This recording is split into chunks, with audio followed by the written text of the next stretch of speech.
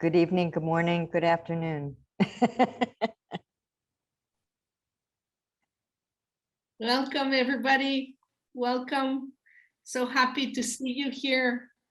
And definitely so happy to welcome Diane and Willis to our public book series. We're very delighted. Diane and I have a long history, I guess by now we could say that, from Naropa University. Just to frame this particular performance, it's in the section of the public talk relating to experiential learning.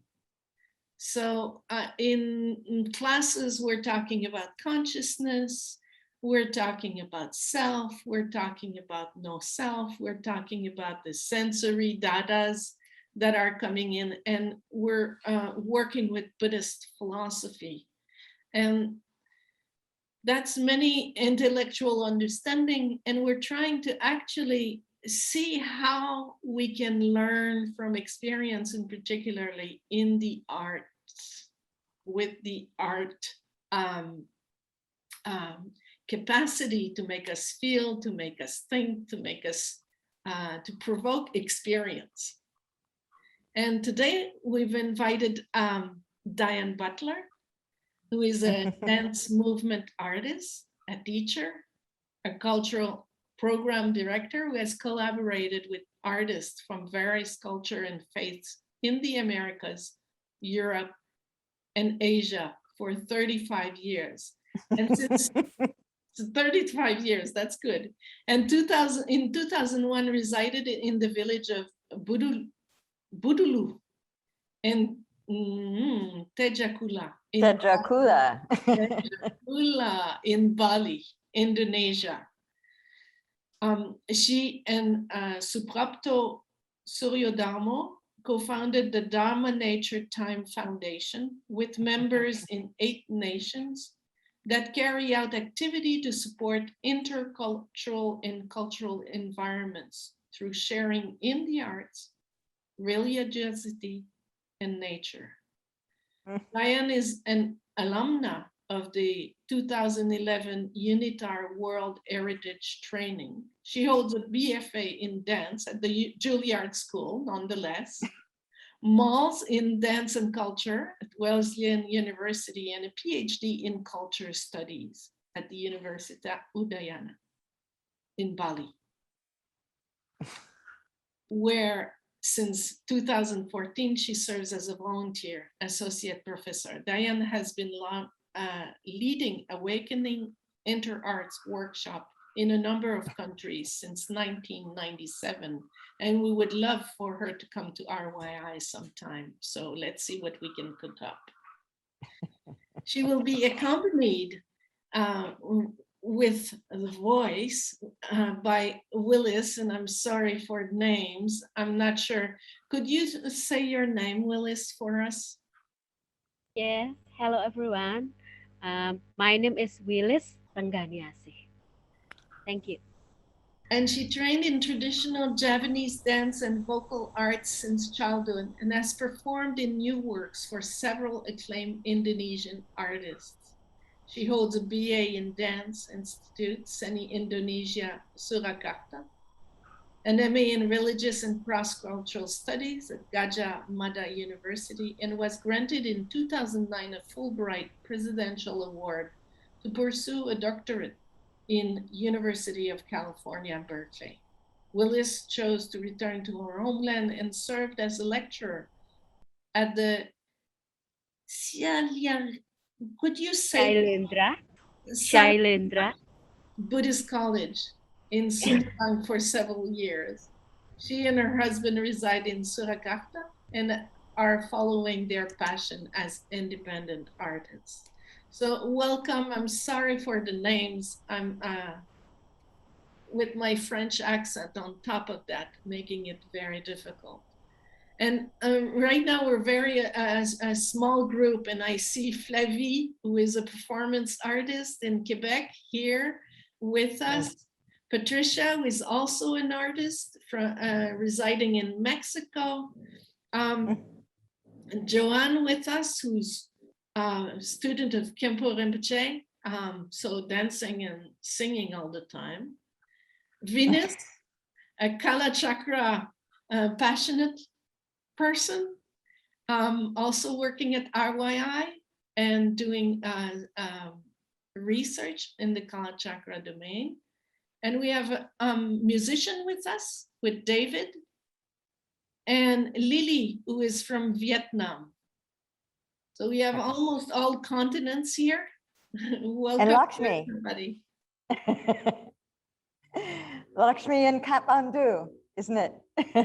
And Lakshmi in Kathmandu, yes. Well, merci beaucoup. Thank you so much. Really beautiful. Actually, I'm very happy that it's a small group, Diane, because then we can have more relaxed, even though we're being recorded, which can make people feel a little bit on the spot. So I'll just start if that's okay. Merci. So Lakshmi, if you can pin Dharma Nature Time and Willis so that we're the most visible, that would be very helpful. And then I'm just going to start by chatting a little bit, if that's okay by you all. Please pardon if my English is a little funny, because I barely ever speak English with Willis. And we thought maybe some Indonesian friends would come. I actually invited Willis today because I thought how interesting, it's a Buddhist institute. It would be nice if you have a friend who lives in Java, who's practiced often at Candi Borobudur. And I have too, from time to time, because perhaps someday, if you can come this way to Indonesia, you can visit there, and Willis and I together would be happy to receive you and share with you, move with you, sound with you, introduce you to artist friends, and so forth. Borobudur is the largest Buddhist monument on this earth, and it's a World Heritage Site. And it's like a great big book. Actually, my friend Prapto, who passed away almost 2 years ago now, he used to say it's a gigantic comic book because there are reliefs all along the edges. But the beautiful thing about Borobudur is it's really an artistic creation. And all the teachings of Buddhism are, I can't say this in English, it's so funny, I want to say lengkap. It's the complete Buddhist teachings from the Hinayana through the Mahayana, through the Vajrayana. And Buddhists from all over the world have come there, from all different traditions, and also people from many other faith groups have come there, which has been very important for Indonesia, that there's a site that people from many different faiths and cultures can come to and enjoy together. So Lakshmi, on the screen, I can still see everybody, and I'm not sure, maybe we just go on like that, if that's okay, if it's not too crowded for all of you. So actually what I wanted to say is, oh, I see, if it's speaker view, it's the sound. And if it's gallery view, it's everybody. That's what it looks like, but that's okay. Let's just go forward.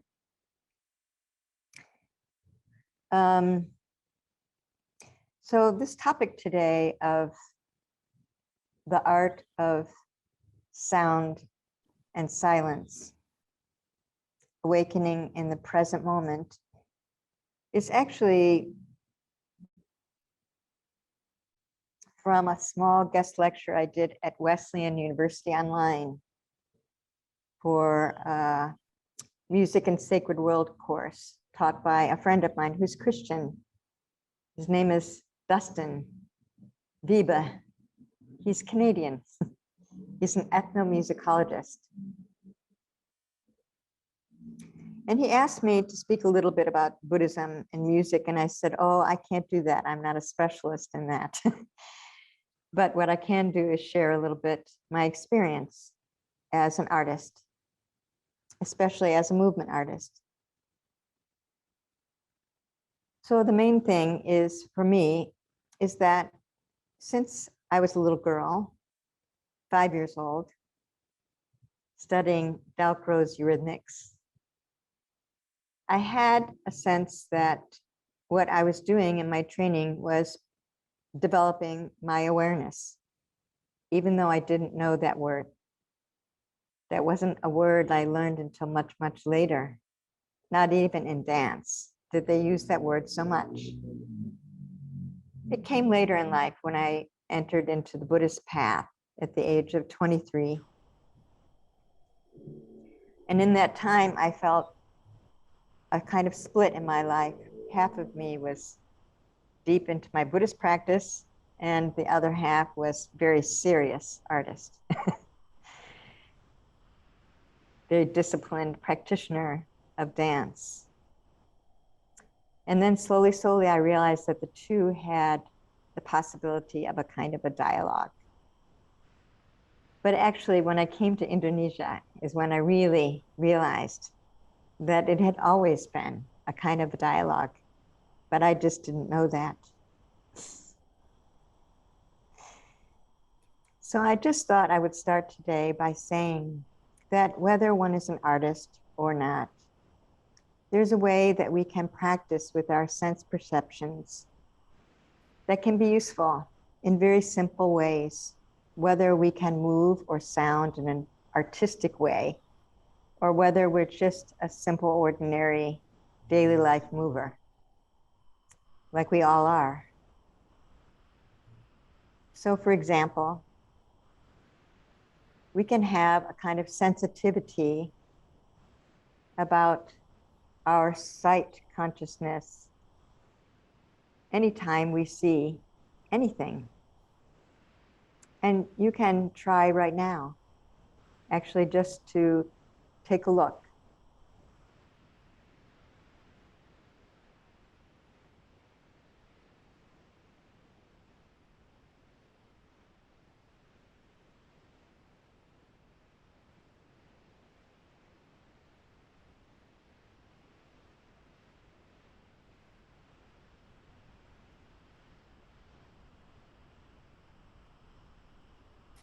We also have that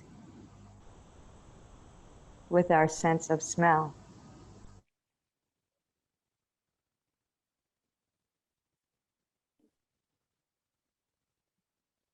So when the fragrance comes to my nose, my olfactory consciousness, it wakens something up. Or a flower can do that too. Sometimes not very pleasant smells can also do that.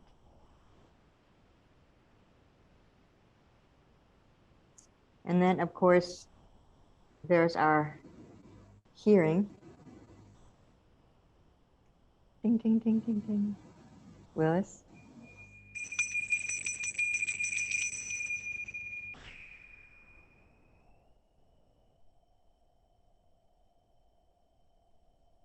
So it's always in that contrast between the sound of the bell and in the silence where we have awareness that we can hear.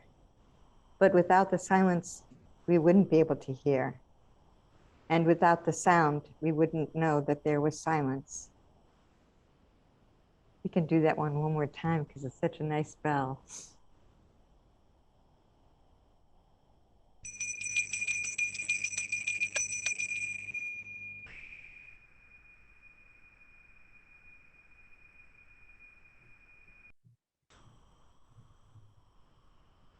And we can also have a sense of that with our sense of taste. If you hold on for a moment, please.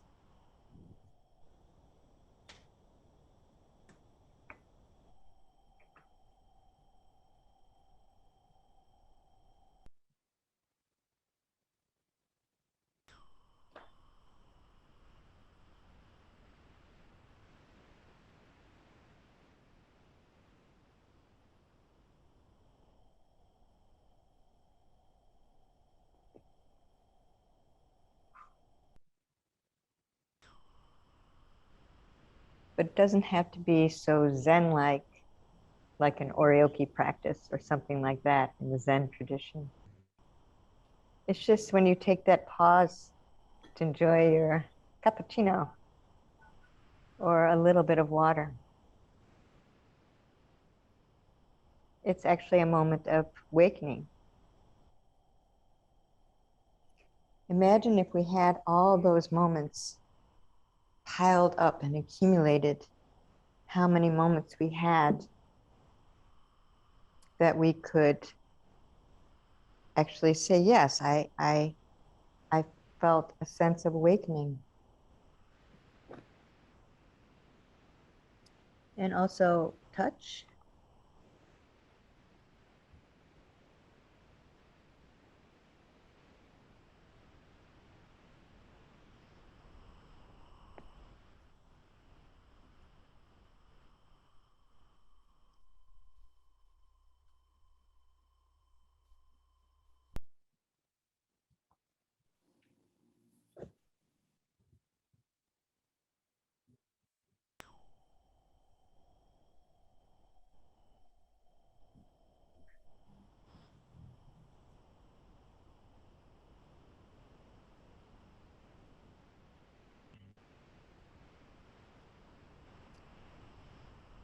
And also what's called kinesthetic consciousness, which means how we have awareness of our moving.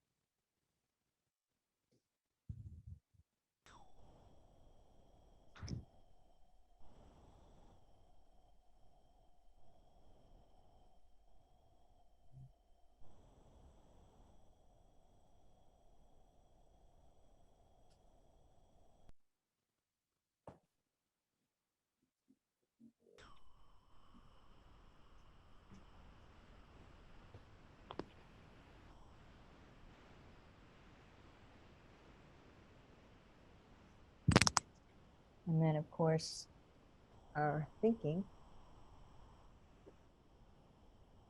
which seems to be going on and on and on.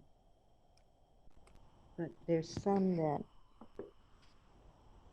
can make us a little bit more awake than others. Good, bad, happy, and sad.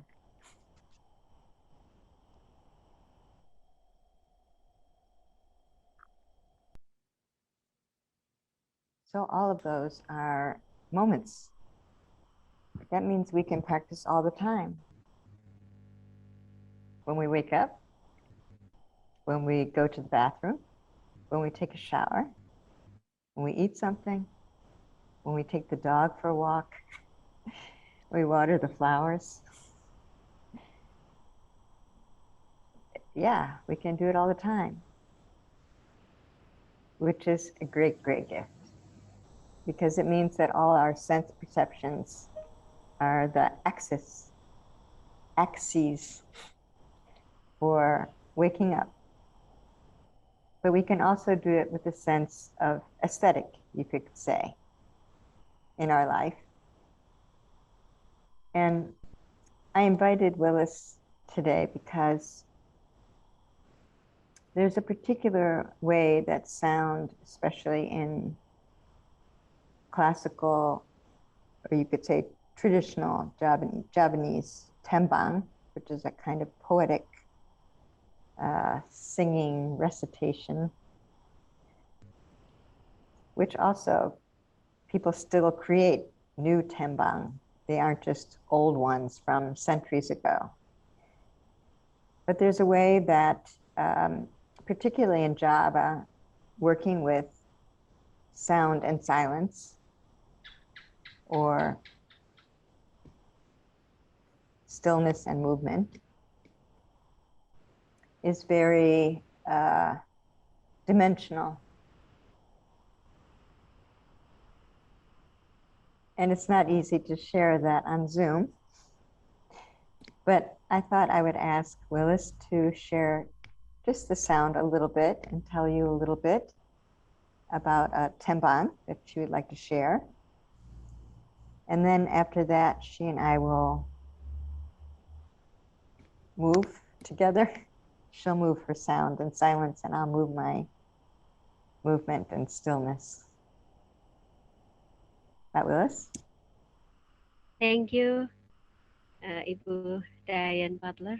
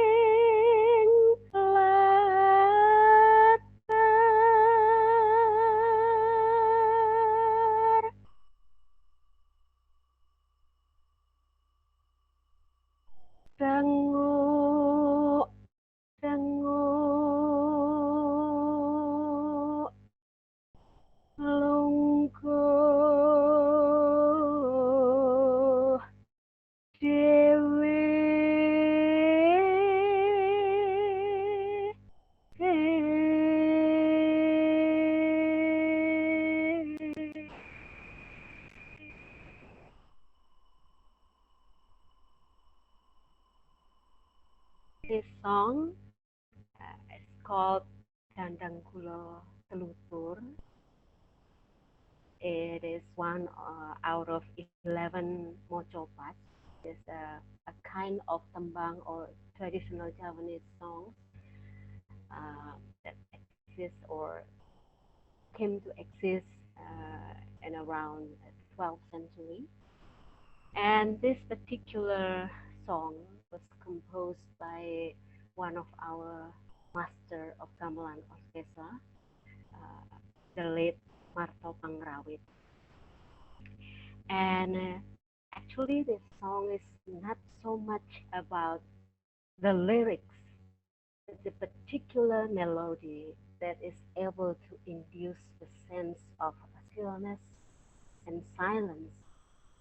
And when we look into the lyrics itself, it's also about someone who is experiencing silence, but also loneliness. But being lonely, being alone, it's not always necessarily about loneliness. Yeah. So I will begin or back to from the beginning of the song probably, and will accompany Professor Ryan Butler to move. Is that okay, Bro? Thank you. Terima kasih. Okay. So I thought now maybe we would just 5 minutes, but I'm not very good at holding time. So maybe Lakshmi, can you say when it's 5 minutes? That would be helpful. Because I'm going to unplug this so I can move a little bit more freely. That's so sweet. Something up. Okay.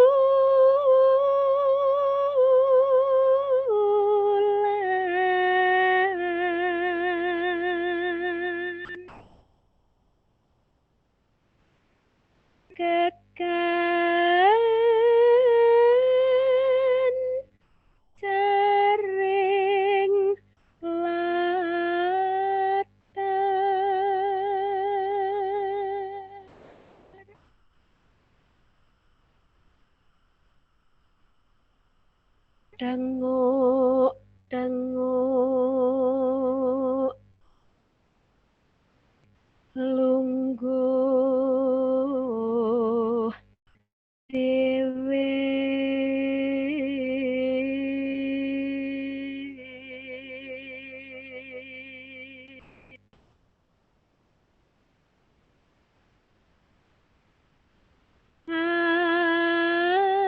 Angin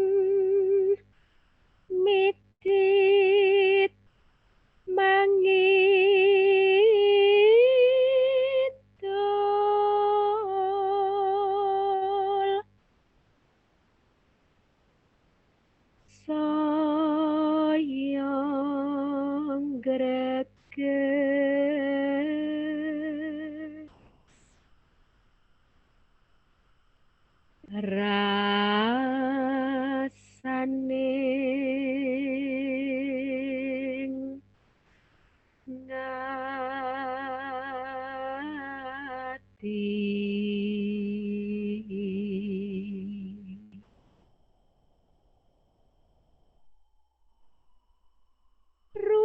rumangsa yen wis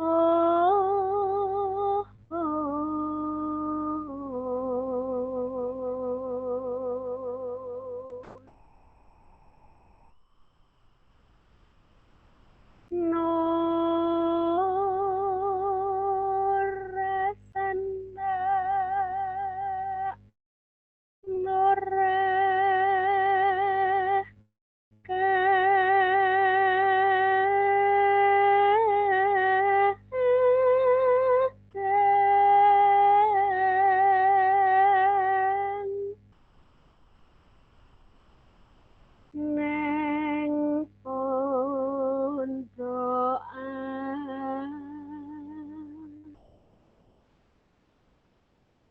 mung tansah nandhang rehati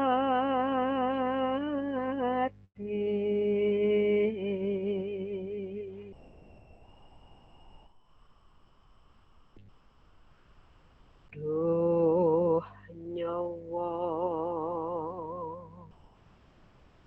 kundel lono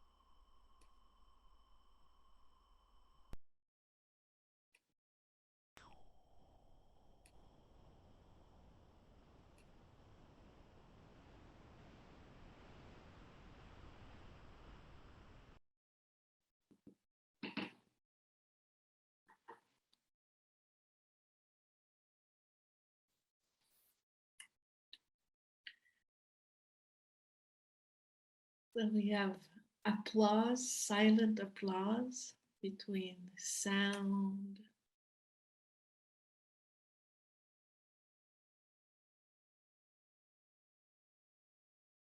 and silence.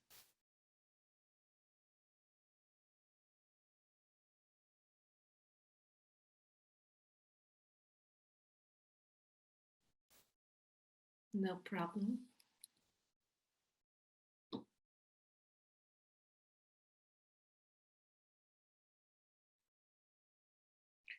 So you're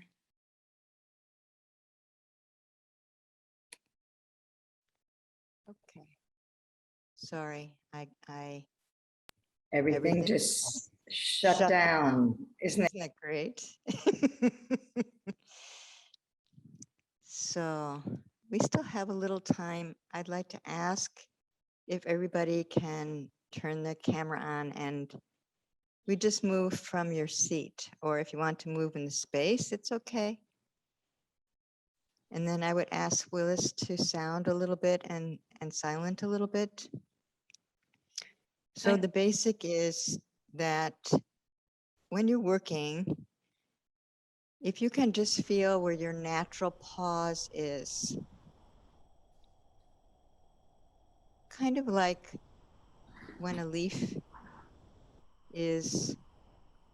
gets, from the wind for a moment, but then it can just da da da da da da, which is different than holding or making yourself still.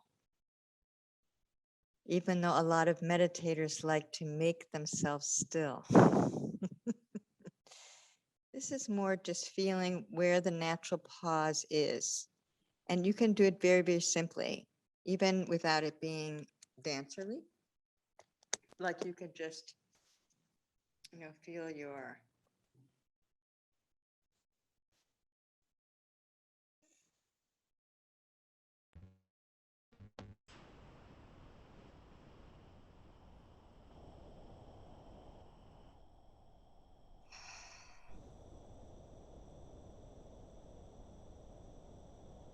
But when you come to your pausing, whatever your pause is, please let yourself have volume.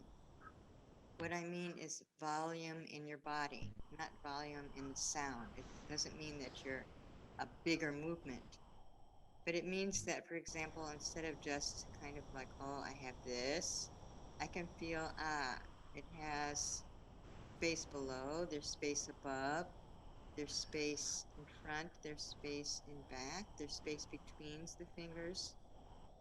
It has volume, or you could say dimension. Just for 5 minutes.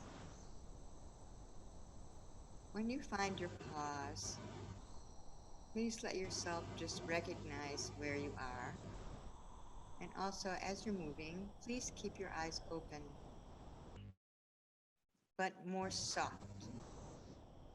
Not so much like looking for things, like Bali has very sharp eyes, but just has more just soft, more relaxing the eye organ inside the socket.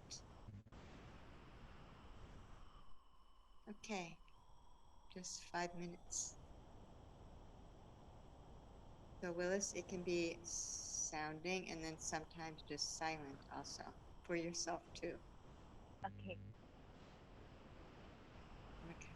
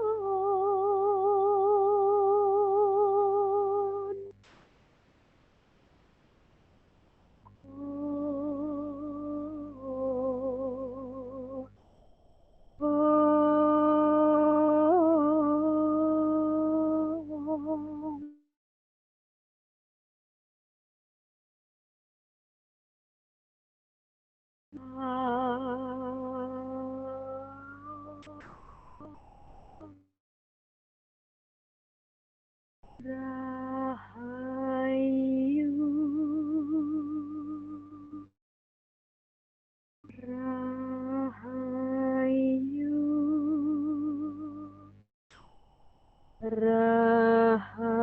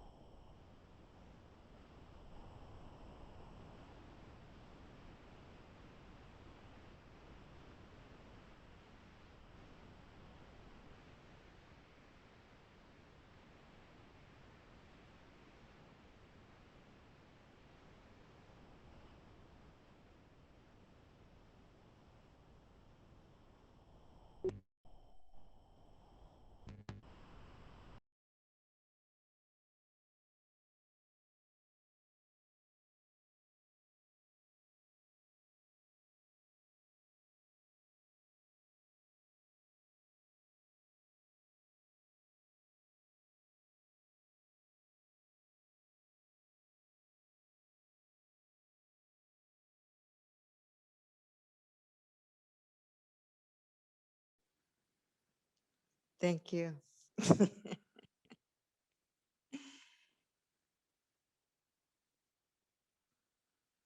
Okay. So, Denis, maybe we can have some chatting. I would like to chat with people. I think Willis would probably enjoy chatting too. So I'd love to know Yeah. where each person is, if they can say their name. Can we unmute people? Yeah. Okay. If you don't want to show your camera, it's okay. I understand. Sometimes I'm really shy too.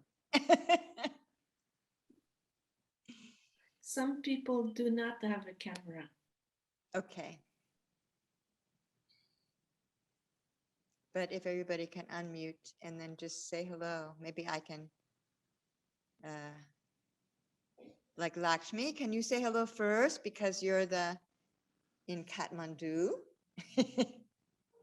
Hello, Please say your name and where you are. I'm in Kathmandu at the moment and surrounded by barking dogs and guitars. If you hear them. Okay.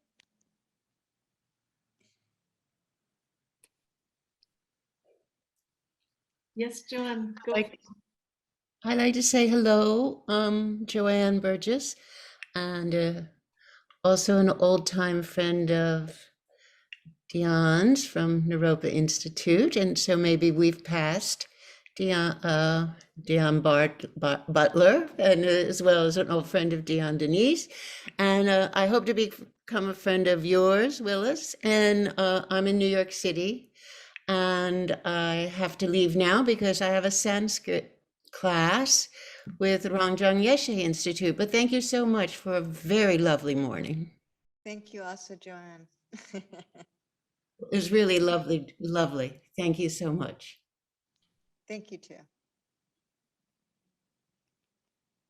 Patricia Burgess, do you have any relation to Joanne Burgess? Yes, I am Joanne's sister, and I Okay. also went to Naropa and as a student of Khenpo Rinpoche, and it was quite beautiful. And I have a few questions for Willis, because I'm curious about, you said that there were 11 modes, and in Western music, we also have modes, but they're all built on one scale and starting at a different note. And I'm wondering whether these modes are based on intervallic relationships or more like, as I understand in Indian music, there's the modes for different times of the day. And I'm just curious how these modes developed. Oh, okay. Oh, that's a little What a broad. tough questions, actually. Well, Actually, this, the Nusantara region has its own roots, different from India. That's the most important thing first to say. Also including Buddhism. It was the other way around, that there was influences from Indonesia that went through India all the way up to Tibet. So, but many people are usually very fixated on the Sanskrit and the Indian traditions because the production was so high. Same like Chinese, is the production was very high. But here they went through a long period of colonialism. So much of the the local wisdom got lost, but slowly, and Willis can speak to this, more and more is being recovered and understood.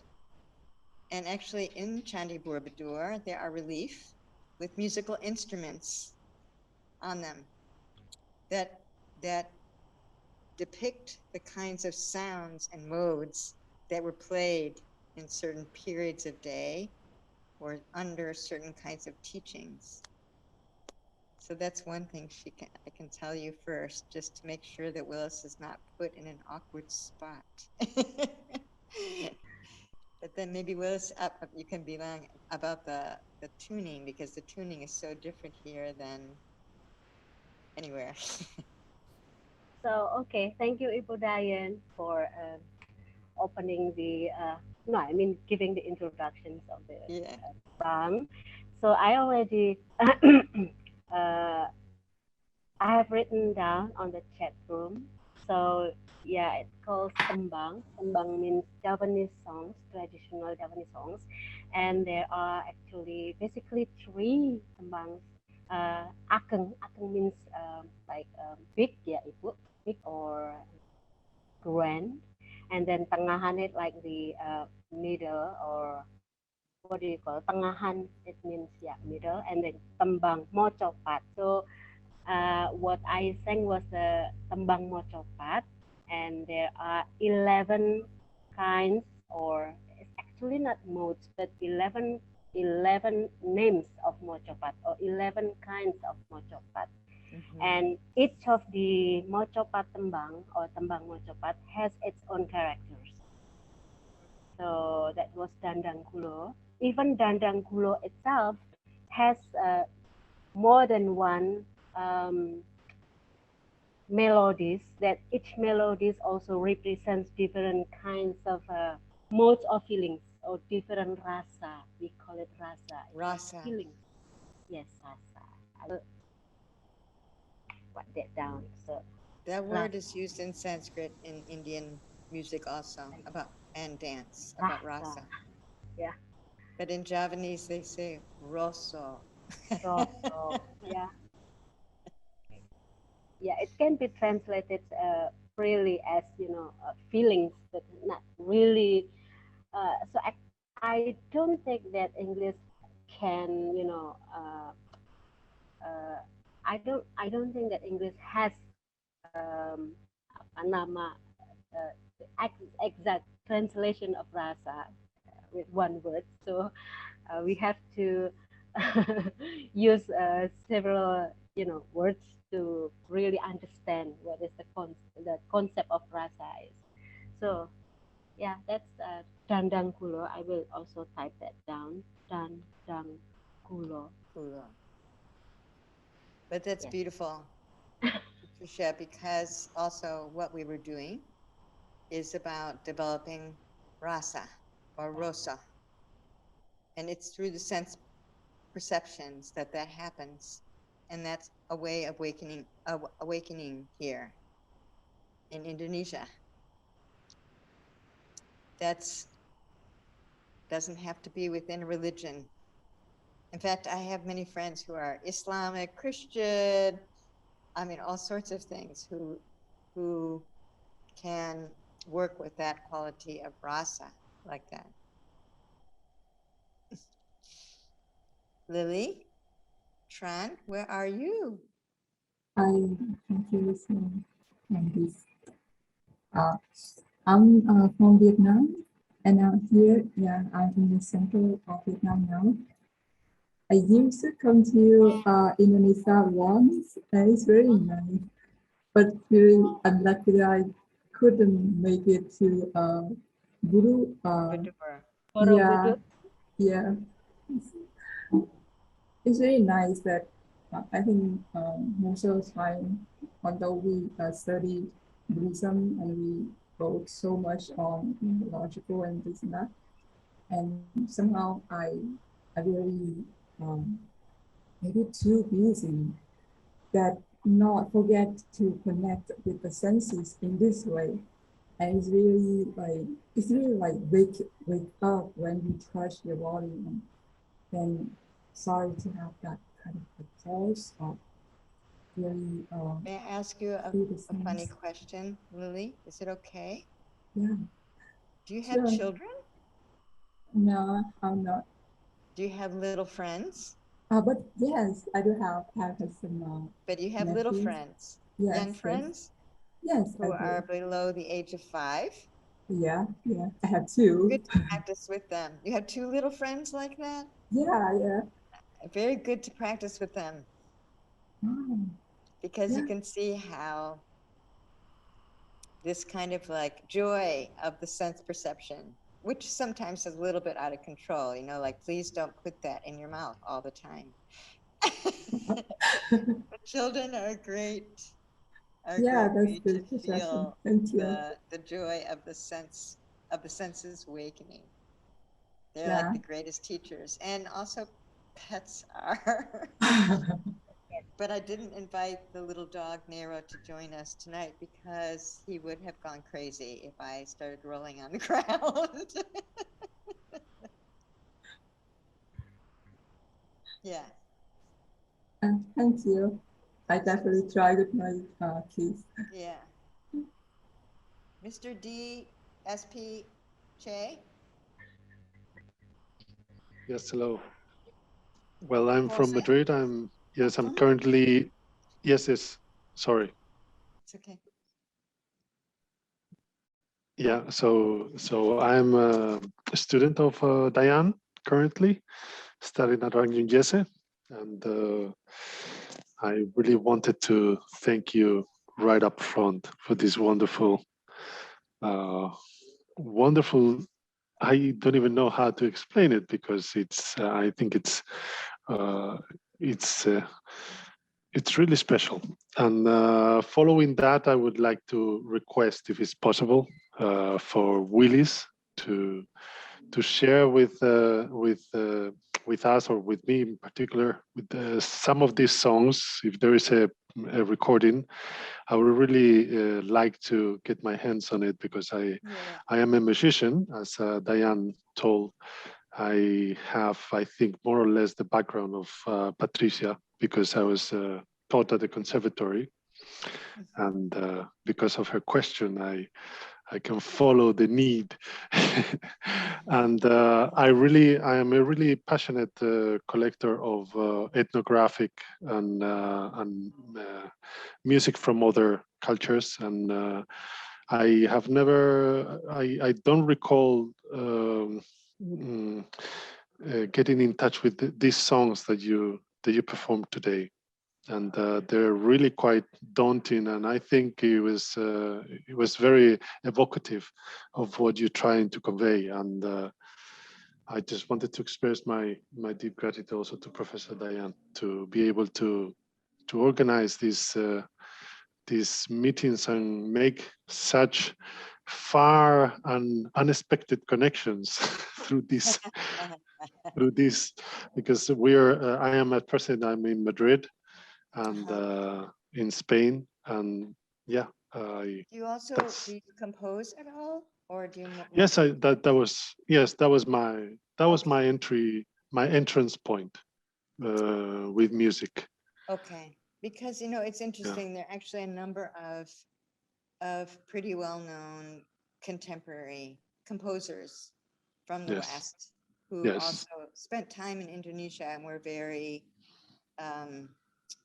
touched by the sensibility in sound here. Yes. And it's interesting to me because also I feel that Indonesia is it's a very sound sensitive environment, even though many things are open air. Mm.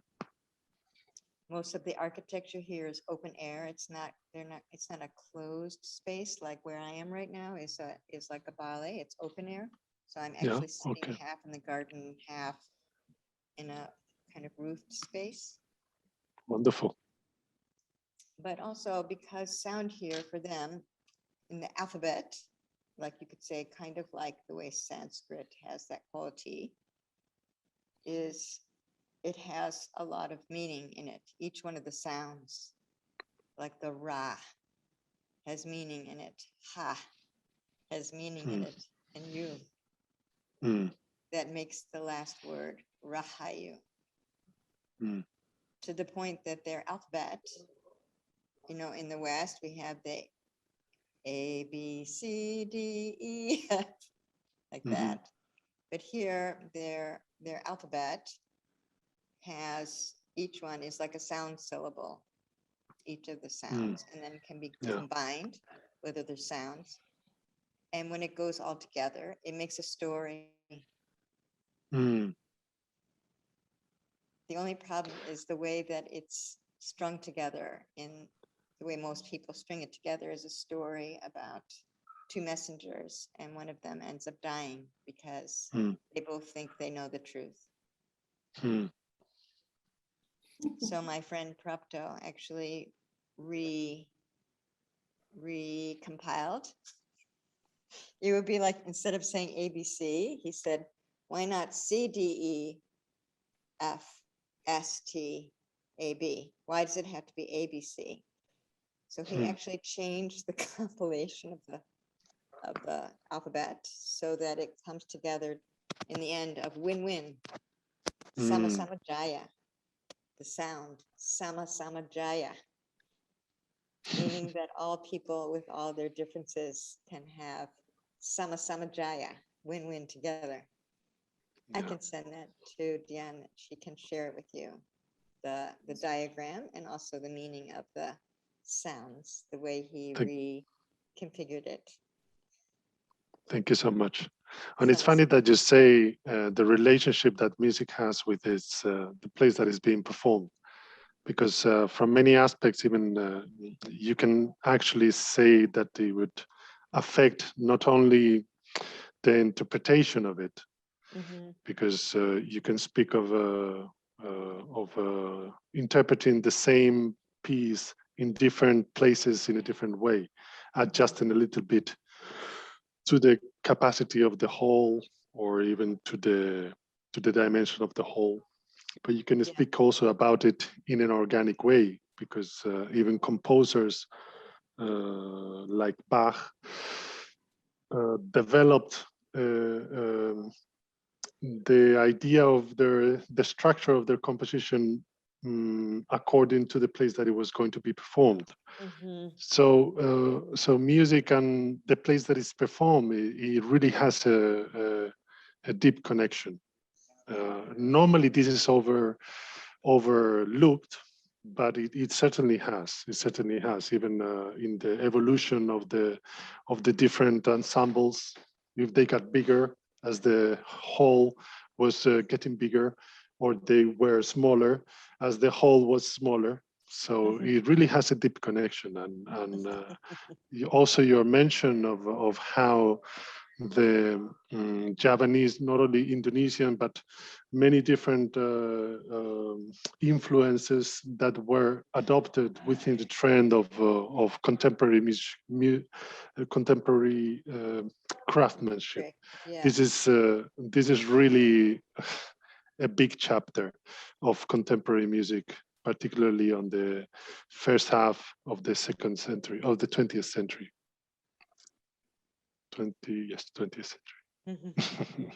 Yes, nevertheless. Thank you so much. Gracias. De nada, de nada. Flavi, do for Plamondan. Flavie, can Flavie? you speak to us, Flavie? I'm sending you. En français? Oui, en français. It's okay. For some Flavi reason, shy. I'm not able to unmute her. Okay. And Yana also was here, but she had to go out. She only came by for a moment, but Yana is a Russian woman who is in the Department of Marionettes in Montreal right now at the university. Oh, I would have got a grant just before the pandemic and decided to just go for it. So she's over there. And she spent actually quite a long a few years in Indonesia, first on a Dharma Siswa grant, which is an Indonesian government grant. And then she also practiced movement with Prapto here and joined a number of programs at Borobudur and other heritage sites in Java and in Bali. So I told her you're then in Canada. Great. I hope to meet her someday. I don't know what's happening with Flavie. I think I cannot unmute her. Flavie is also a musician, performance how interesting, artist, Willis. You've got all these musician singer. friends. Yeah, great, huh? Working also with puppets. She does wonderful work. Has been published also, a poet. And I was really looking forward for her to touch in base with you, Diane, and with you, Willis, because she uses movement and dance. So not sure what's going on, but I know that she will listen to the recording. So and if she wants, maybe I can give her your email and be in contact. Absolutely. Would be really great. Actually, I'd like to take some people over to Borobudur and do a workshop. We know how to do that. Would be wonderful. We know how to do that with very little money also, because artists and students always know how to do things with very little money. Yes.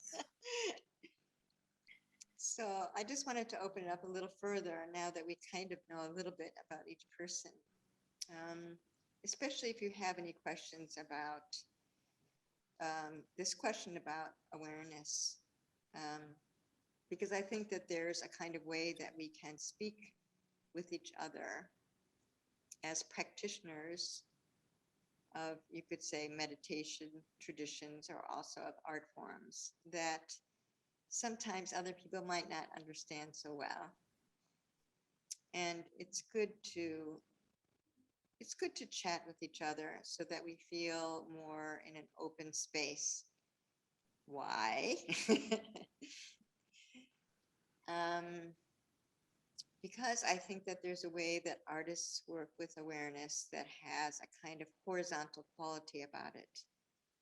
It's not teacher-based. It's not guru-based. It's actually a kind of, you could say, self-teaching or autodidactic, I think is the English word. I can't remember how you say that, Willis and Chris. But it's a self-taught, because the art teacher can give you certain kinds of frameworks to work with, but if you don't do it yourself, nothing happens. And also, there's no one else who can know whether or not you have little awakenings or little awarenesses or not. No one else can know. Only you can know. Even the Buddha couldn't know if you had a small moment of enlightenment. We could say that maybe the earth would know, which is a kind of nice way to put it, because, when the Buddha put his hand down, that's what he said. He said the earth was the witness.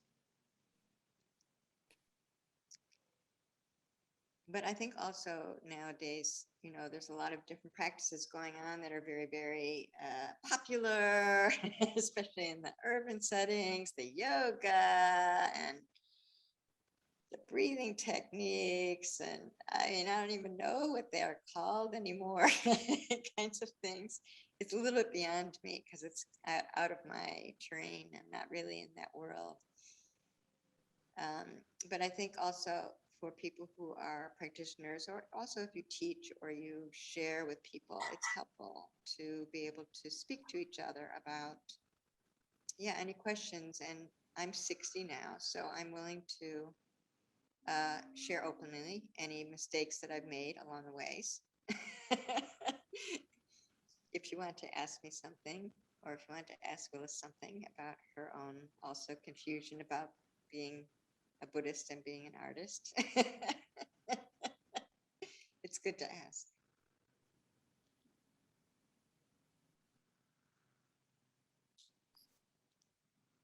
David, do you have a question? Comment? Yes, I do. I do. Yes, I have a question.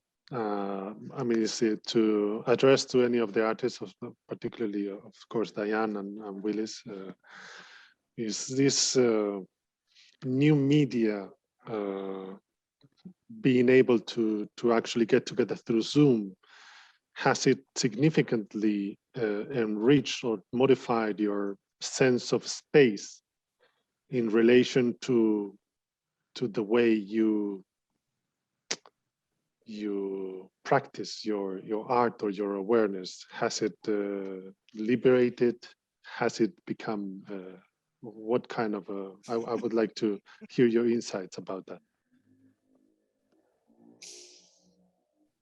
Willis, you want to say something first? Because I've just been Mungkin blabbering away. Budayan dulu. Me first. Okay. Yes. Well,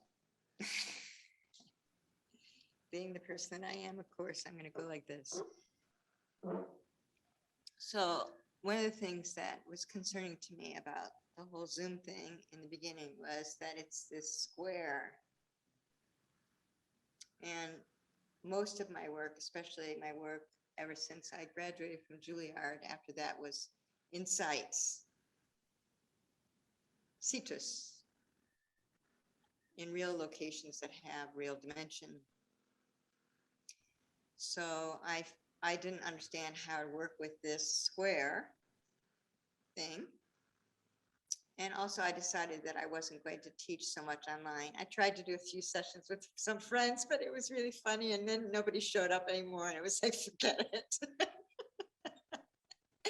But I have done a few kind of, you could say, very public platforms like the Indonesian Dance Festival or this festival in Taipei also. So what I felt was then I have to work with this little small eye, and I have to have consciousness of that little dot, that little blue dot, like that, and then this square in there. But then also I have to feel like I'm free to just go ahead if I need to just move away from it. Because I need to do that as a mover. I need to do that and not feel like I'm always in this frame. So then the other thing that I started to do was, I did this a lot actually, was, hold on, let me see if I can do this. Hold on. Start the video, turn it the other way around. Is that right? Is that down? Mm-hmm. Yes, okay. So then what I started to do was I started to just work with the camera. Like I actually started holding the camera and moving with the camera.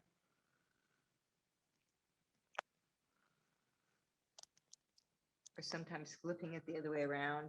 Oh, hold on, let me see if I can do that. I'm not very good at that. Like that. So that I wouldn't have to feel like I was always stuck in this flat screen, but I could actually show you where I am. I'm going to go back the other way. Hold on. Oops, not very good at this. It's nighttime now. Anyway, I'll take you to see Saraswati because she's so beautiful. Can you still hear me?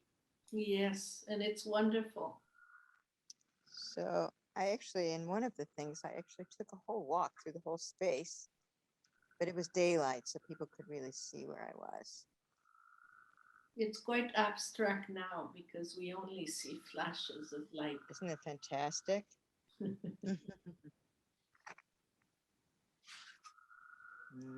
And we also see your absence in the room because there is 2 cameras. So it's quite absolutely wonderful. Maybe I should try to give her a flashlight. She needs a flashlight. Can you do I can that? give her a flashlight. Hold on, let me see if I can give her a flashlight. I probably can. Oh, no, I can't. I can't do a flashlight. It's okay. Oh, yeah. Now we're seeing a few things. So I did that because I felt like people need to understand that I'm in a space that has spatiality in it, that I'm not just in this little square. But I've only done it a few times. And part of that was also inspired by an old friend whose name is Pouquet, who in the 1980s and 90s in New York City did quite a bit of work with the camera, the moving the camera as though it was an eye. The camera actually has like an eye. But then I also will work with my own body, has that I can see things from different limbs. I don't always have to use my eyes to see. This is very interesting, Diana, what you're doing here, because in this class, I think many of us have thought about the absence of self or no self teaching. And the sense of self is very much built on what the senses are bringing, as if there was somebody behind, right? But now you're playing with what's behind the camera. And showing absence and presence and angles and so it's a very absolutely wonderful metaphor for the teaching on no self, right? You got it. You are so smart. No reference, or the references are like, I mean, it is, multidimensional. isn't. It's in here and it's out there. You know, it's always between those dua-duanya. It's between the two, you know, of the. But I do feel that the camera and the smartphone has made me feel very, very like this. I just feel like I can actually feel like the tissues of this whole area of my body are so different than they were a year and a half ago. Because so many more hours of the day, I'm like this. So I feel I have to work extra to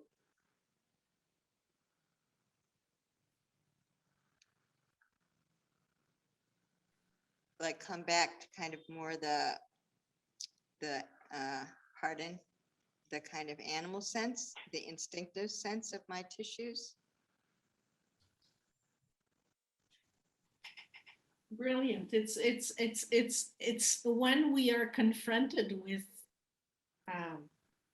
obstacles or narrowness that we find ways to Actually, Willis, can you just make a little sound again? So we can feel your kind of yawning of your tissues.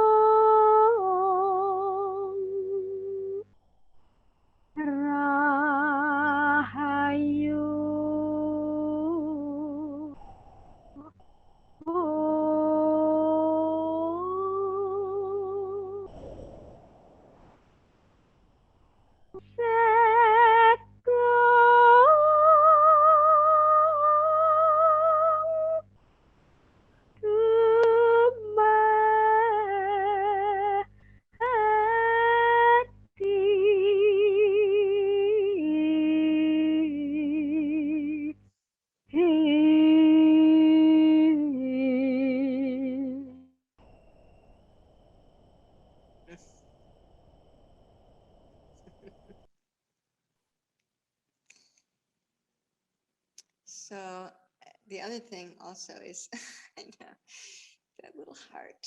I actually wanted to say that about the heart, is that in the tissues, the thing that's hard sometimes, I think, for people who have an interest in Buddhist teachings is that the heart, yes, it is a tissue. And it's part of our path.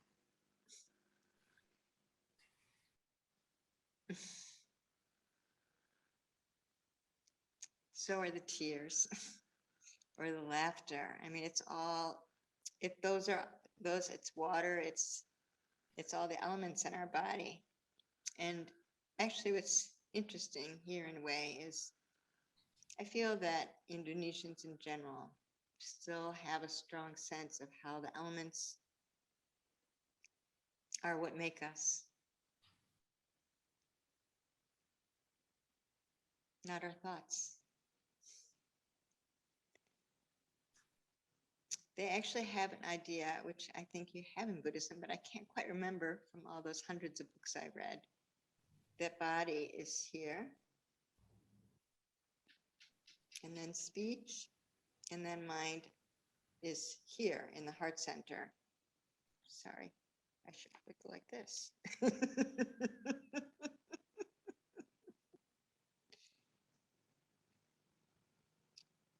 There's a beautiful, actually, I've read more about Hinduism now that I've been here because I live in Bali, and I also should say that I feel as a Buddhist that we should read more Hindu texts and have more appreciation for how Buddhism grew from Hindu teachings. Because there are some beautiful, beautiful teachings in there about the body, especially in the sense of there being a kalpatra, a tree in this heart center, a celestial wishing tree. And then the little God is seated in that tree. But it's the organs of the body. It's not like an imaginary vessel. It's the real body, this real body. To the point that one of my professors, who of course was Bali Hindu, when I told him that I was a dancer, he said, "Oh, yoga." And I said, "No, no, no, no, no, I never did yoga." "Oh, yoga." He just kept saying that a dancer is a yogini, a yoga practitioner. No, no, no. But now, years later, he's passed away already. I think I understand what he meant. Musicians, of course, also.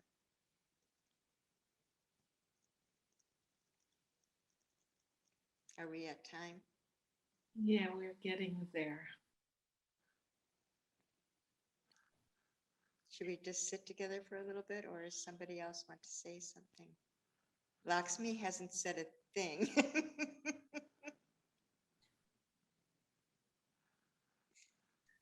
I wanted to ask Willis one more question because I'm curious how you train in silence.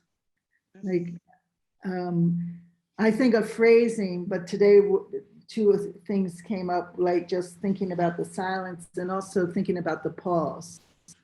And I didn't know whether either of you had something to say about that.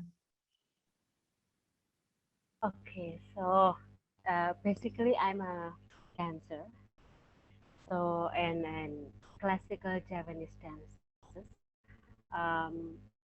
When we dance, it's not so much about showing something. It's not exposing something, but it's more about experiencing something within. So, and also I would like to answer Mr. David's questions. I haven't done dance so much during the pandemic, the COVID-19 restrictions. So because when I teach or I do Japanese dance, it's a more transferring the quality of the movements from within. It's not about something that you can, like it makes people wow, like belly or more outer, appearances, but how can my audiences feel even the very subtle movements? So there are many possibilities where I can just pause, not moving at all, but actually I dance with it. So that's how I um, express the silence with it. Even during the singing, when I take pause, maybe my heart is not pausing also. But that at that time, I try to go more deeper to experience the silence and share it with others. I don't know if I can explain it correctly, but yeah, Diane mungkin bisa That was very membantu. good. That's Actually, all. I was going to say Thank you. also that there's an old friend of Prapto's. His name was Ben Suharto. He was a very classic Javanese dancer. And I still remember him saying that when he was a young man training in classical dance, it's called a pendopo. It's an open pavilion, and they weren't allowed to step onto the floor for, I don't know, maybe at least an hour in the beginning. I can't do the posture, but I think, that they had to basically, take a position and yeah, practice samadhi. And then at a certain point, they were allowed to step onto the floor. So that's how they started the dance here in the classical sense, was through a samadhi process. When I was at Juilliard, before I ever encountered Buddhist teachings, I used to go to the lobby before class early in the morning and just lie on the carpet by myself. And I think I was basically practicing like that before stepping on the dance room floor. It was just an instinct.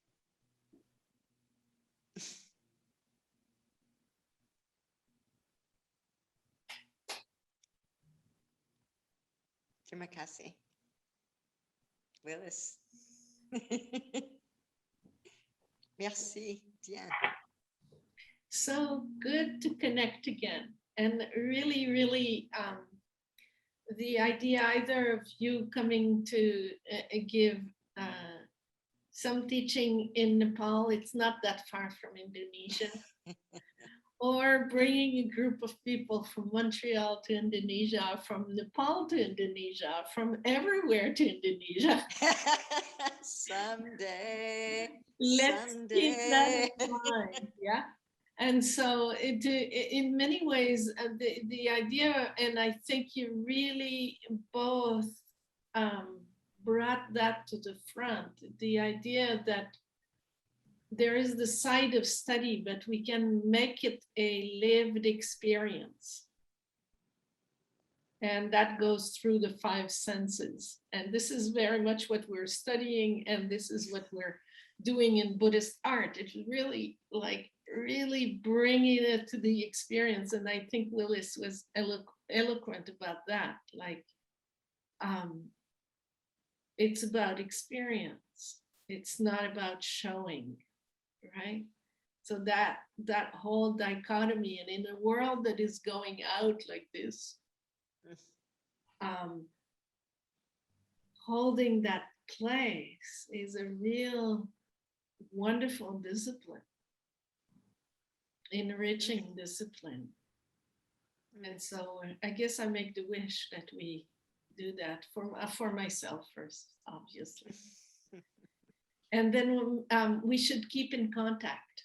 I think if any of you want to connect with Diane or with Willis about their work, let's keep that alive, that connection. And I'm sure Flavie would be really interested in getting to know more. So thank you so much.